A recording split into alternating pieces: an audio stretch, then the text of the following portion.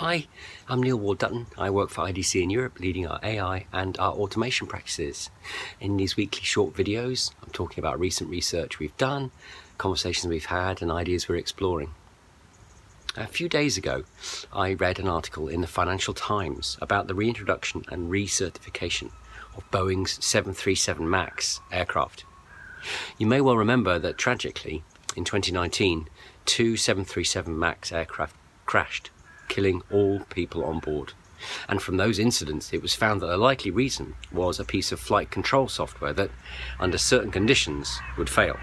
Following an intensive period of redevelopment and testing, the 737 MAX is set to return to our skies very soon, and Boeing says it will be the safest plane out there, with automation continuing to play a key role, of course.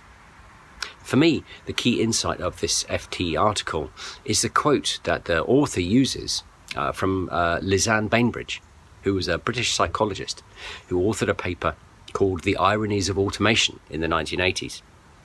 Bainbridge said, talking about how automation efforts may lead to undesirable results, a designer who tries to eliminate the operator still leaves the operator to do the tasks which the designer cannot think how to automate.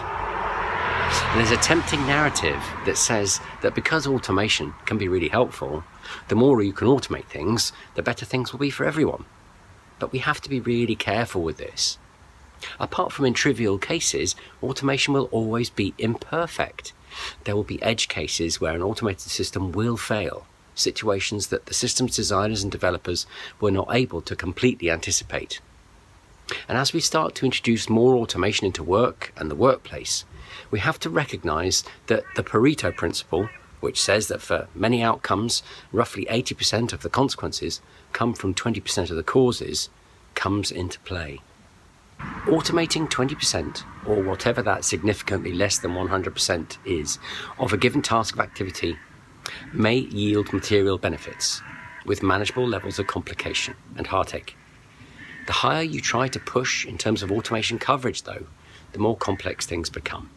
And if you're doing it right, the business case fails to stack up. Automation strategy must be nuanced and consider the multiple different ways that automation can add value to activities and processes that people work through.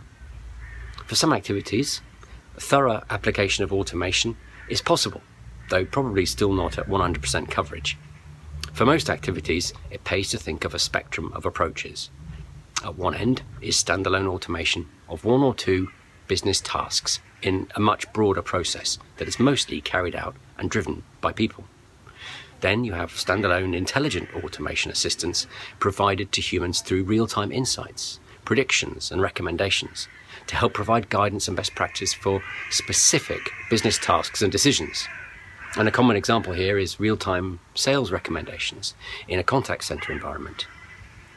Next would be automation of the flow of work between people and automated systems, with the automation platform additionally providing insights, predictions and recommendations to human workers at some points along the process. Finally, at the far end is full automation of a whole series of tasks, activities and decisions in a process. Fundamentally, this is all about understanding use cases for a toolkit of automation approaches and technologies, and understanding how you can get value from different tools in combination to serve those different use cases. Just as AI is not one homogeneous thing, the same is true for automation more generally. Thanks very much for watching. Please let me know what you think, as always. If you enjoyed this, please like, share and subscribe, and I will see you again soon. Cheers.